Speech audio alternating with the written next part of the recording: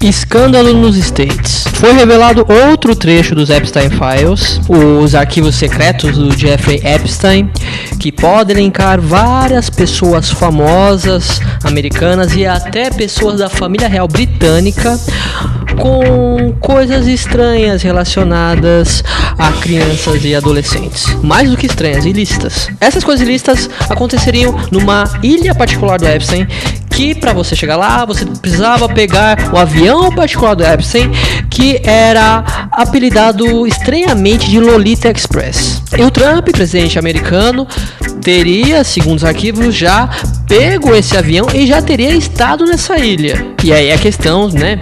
Talvez participar dessas festas. E o Epstein seria quase que um flautista de Hamelin, atraindo menores para um lugar onde eles seriam bem vulneráveis. E incrivelmente, uma merda escabrosa dessas não desiludiu tanto os trumpistas do que quando se deu a entender de que o Trump mesmo teria atacado de flautista, mas usando o instrumento do Bill Clinton e engolindo em vez de assoprar. É isso mesmo, nesse trecho, que é de um e-mail de 2018, o Jeffrey Epstein pergunta pro seu irmão, o Mark Epstein, se o Putin tinha as fotos do Trump fazendo um bola-gato no Bubba, que é o apelido do Bill Clinton. Isso até faz sentido, porque um apoiador do Trump é um cara anti-imigração, ou seja, é um cara que não é muito fã do outro adentrando o seu espaço, imagina um espaço físico. Então o cara vai pegar muito mal o seu líder político ser alguém tão receptivo. Mas não dá pra dizer que ele não tá sendo um cara tradicionalista. Sim, mamadas presidenciais já são uma tradição, e eu venho aqui contar uma história de outra, e eu não quero falar da que você provavelmente conhece. Se você não sabe se conhece ou não, vou fazer um teste rápido, ok? Quantas pessoas tem nessa foto? A resposta é bem simples. Aparecendo, 1. Presidentes, 2. Presidenciáveis, 3. Pessoas, 4. Se você acertou, então você conhece a história do Bill Clinton com a Monica Lewinsky. Mas eu tô falando de outra história, eu estou falando de 16 de fevereiro de 1899. Nesse dia, o presidente da França, o Félix Faure, não sei se fala assim, se escreve assim, como vocês estão vendo, mas vou chamar de Forré, se não for, acontece. Ele não estava se sentindo muito bem já, desde a manhã, ele sempre andava de cavalo, e naquele dia ele não andou de cavalo, porque estava sentindo as pernas fracas, e as pessoas que viram ele nas reuniões que ele teve durante o dia, acharam que ele estava um pouco cansado. Uma das reuniões, inclusive, foi com o príncipe Alberto I de Mônaco, e era sobre o caso Dreyfus, e é importante falar sobre o caso Dreyfus no caso do Forré. Década de 1890 na Europa, auge do nacionalismo. Na década passada tinha tido o Congresso de Viena, que repartiu a África, ou seja, colonialismo também, e a França estava numa época de muita rivalidade com a Alemanha. Tinha acontecido a Guerra Franco-Prussiana em 1870, 1871, que, né, deu origem à Alemanha, inclusive. Ou seja, era uma guerra recente ainda, então tinha toda essa questão. E ainda um outro acontecimento que abalaria a moral de qualquer nacionalista: em junho de 1894, o presidente da França, Sadi Carnot, acabou sendo adélio bispado, só que com sucesso, por um anarquista italiano. Meses depois disso, 2-3 meses depois, a faxineira, que era meio que também uma espiã, lá do consulado alemão em Paris, achou um bilhete que provavelmente o cônsul alemão em Paris leu, que tinha informações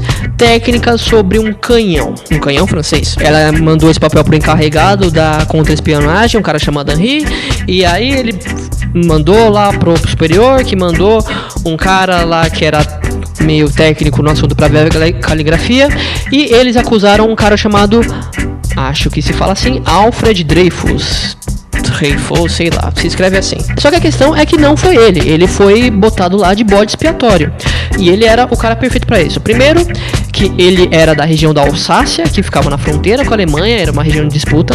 Segundo, que a mulher dele era de família de origem alemã. E terceiro, e o mais importante, ele era judeu. E esse negócio de nacionalista europeu correr atrás de judeu não é invenção do Bigodinho. O julgamento do Dreyfus acontece totalmente atropelado, ele é preso e mandado para a Ilha do Diabo, que é uma ilha que fica na costa da Guiana Francesa. Só que em 1696, já quando Félix Fauré já é presidente, um cara chamado Picard, que era o novo chefe do serviço de inteligência, ele entrou em 1895 porque o antigo foi doente, ele descobre uma outra carta escrito pelo cônsul alemão, dando o nome do boi, que é o cara que escreveu aquela primeira carta. Um cara chamado Esterhazy, talvez, não sei como é que se fala, se escreve assim. E ele fica 1696 inteiro tentando provar que o Esterhazy era o culpado e não o Dreyfus. E em novembro ele consegue uma nomeação para trabalhar na Tunísia. Ainda em 1896, o Henri, Major Henri já, que era o encarregado da contra-espionagem, que é o cara que recebe da faxineira a primeira carta, começa a falsificar cartas para incriminar o Dreyfus. Esse mesmo Henri, em janeiro de 1897, é nomeado chefe da inteligência no lugar do Picard, que estava lá na Tunísia. Mas ele consegue mexer seus pauzinhos, conversar com amigos advogados e que vão conversando também com escritores, alguns de renome, para começar a jogar na imprensa de que, olha, o Dreyfus é inocente, o real culpado é esse Esterhazy. E um jornal chega a publicar a segunda carta interceptada, em que o Esterhazy diz que sonhava com o dia em que ele estava comandando um regimento da cavalaria e exterminando 100 mil franceses. O Esterhazy é julgado, só que a portas fechadas pelo Conselho de Guerra,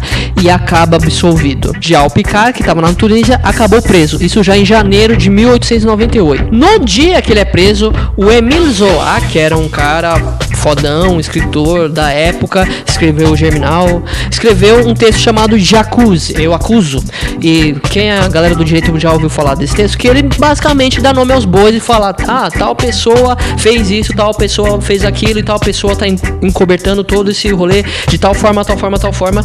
E basicamente todo mundo vai pra cima do Zola, porque ele saiu, entre aspas, difamando todo mundo. O Zola é julgado, é condenado, tem que fugir pra Inglaterra. O próprio Esterhazy, inclusive, já tá na Inglaterra, também fugido, porque em algum momento tava na cara que ia dar merda pra ele. Mas em agosto de 1898 é descoberto que as cartas que aquele Henri fez pra incriminar o Dreyfus eram falsas. E esse Major Henri, ele confessa isso. Ele é preso e no dia seguinte ele se adere ao bispo. Isso tudo sai na imprensa.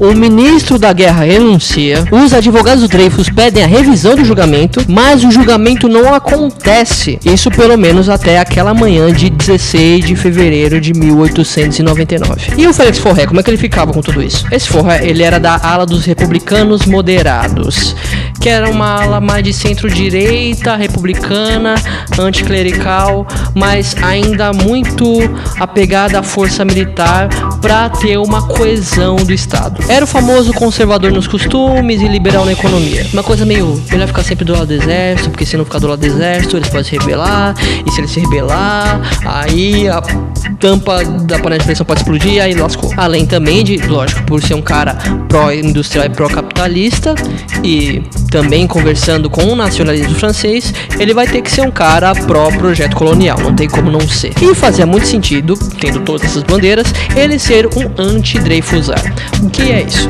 Haviam os Dreyfusard, que eram os caras que achavam que o Dreyfus era inocente e que o julgamento deveria ser revisto, e os anti-Dreyfusards, que achavam que o Dreyfus era culpado, ou às vezes nem achava muito isso, mas achava que o julgamento não deveria ser revisto, até porque, meio que, né, se eu quero ser um nacionalista, se eu quero ser um cara França acima de tudo e acima de todos, acho que vale a pena a gente botar esse judeu como bode expiatório. E era meio que isso mesmo, no cinismo o negócio acontecia, principalmente pós 1898, pós as cartas do Henri terem se provado falsas. O famoso posso estar errado, e se eu tiver, pelo menos a narrativa cola, então deixa o cara preso lá. E era nesse impasse de reabre ou não reabre o caso que o Félix Fauré estava tendo reuniões naquele dia. A última reunião dele era com uma moça chamada Marguerite Steinheil, talvez, não sei como se fala, parece um nome alemão, mas é francesa, não sei se escreve assim. Ela era mulher de um pintor chamado Adolf Steinheil, e eu não sei se ela era uma Dreyfusar ou uma anti-Dreyfusar. Na verdade, isso não importava muito. E aí é quando o negócio fica meio estranho. Tem uma lenda que diz que o chefe de gabinete do Félix Fauré ouviu uns gritos em uma sala lá do palácio onde ele morava, e entrou, tava ele deitado no sofá, gemendo, meio que com dores, com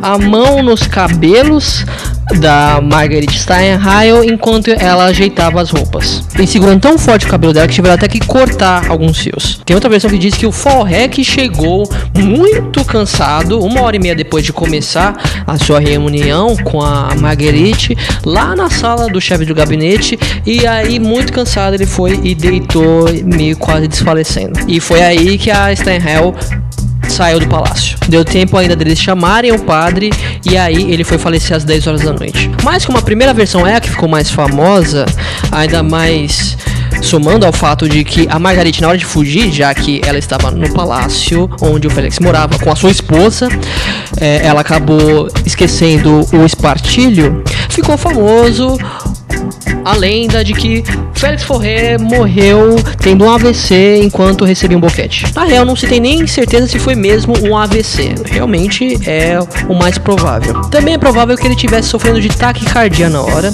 Isso seria causado por uma pílula que ele teria tomado feito de pó de besouro, que era uma pílula que funcionava como um Viagra. E também alguns antissemitas disseram que provavelmente o Fauré foi envenenado por um Dreyfusar, porque ele não estava querendo voltar com o julgamento. Ele realmente teve um AVC por causa de um boquete? Não sei. Mas é aquilo, né? História dos anti-Dreyfusar. Não sei se é verdade, mas já que a história está muito boa e está muito conveniente desse jeito, vamos deixar. A Marguerite Steinheil ficou famosa, virou amante informal, vamos dizer assim, de vários homens famosos da época, inclusive do rei do Camboja.